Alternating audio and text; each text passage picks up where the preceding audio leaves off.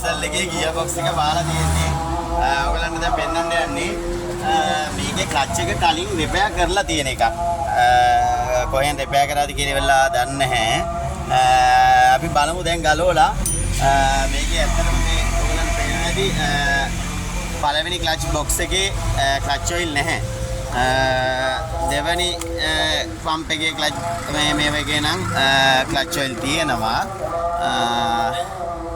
මේ කස්ටමර් කියන්නේ නම් හැබැයි වෙලාවට ක්ලච් ඔයිල් මාරු කරලා ඒක කරනවා කියලා ඔයගලන්ට පේනවා ඇති මෙන්න මේ තියෙන්නේ මේකේ මේ ක්ලච් ඔයිල් ලීක් වෙච්ච ලීකින් එක තමයි මේ තියෙන්නේ. බෙයාරින් එකේ තියෙන ඔයිල් සීල් එකෙන් ලීක් වෙච්ච පාර තමයි ඔය යන්න පැක් කරලා තියෙන්නේ. හොඳයි. දැන් අපි ගලවලා බලමු ඉස්සෙල්ලාම. ගන්න ගලවලා දිගට පෙන්නන්න.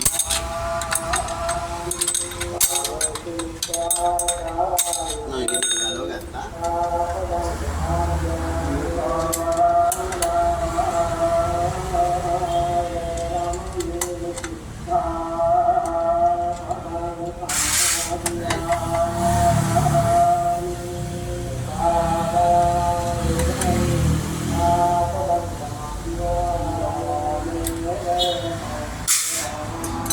ක්ලච් පම්පේ පරිස්සමටම දෙපැත්තට හොරවලා ක්ලච් පම්පේ ගලව ගත්තා. පීසෙ දෙකකින් තියෙන මේ වගේ දැන් අපි ක්ලච් එක ගලවන්න යන්නේ. ක්ලච් එක ගලවද්දී 10 යන දෙකකුයි 12 යන දෙකකුයි එක තමයි ක්ලච් එක සම්බන්ධ වෙන්නේ ගියර් බොක්ස් එකට.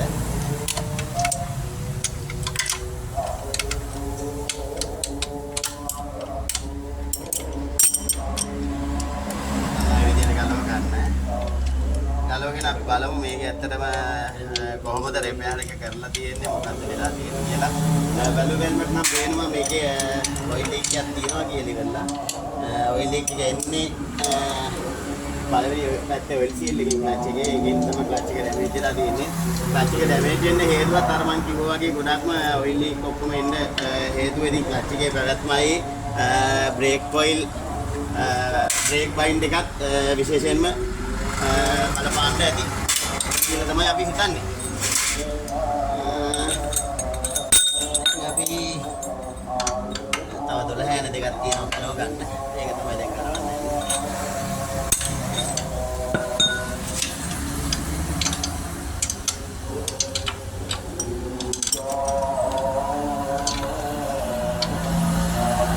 අපරාධ කියන්න බෑ ටෝක් කරන එක නම් ආයි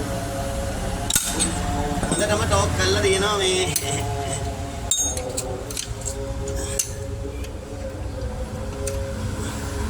විදියට.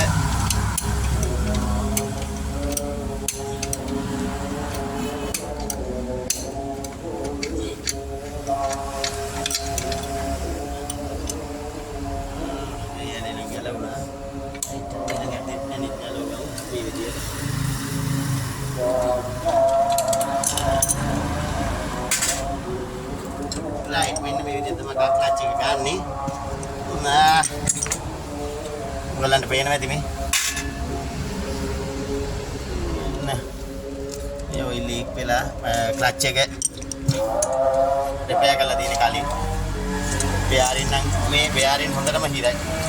ක්ලච් එකේ බෙයාරින් සෙට් එක හොඳටම හිර වෙලා තියෙන්නේ. බෙයාරින් සෙට් එකත් එක්ක ක්ලච් එක කම්ප්ලීට්ම හදන්න වෙනවා මේකේ.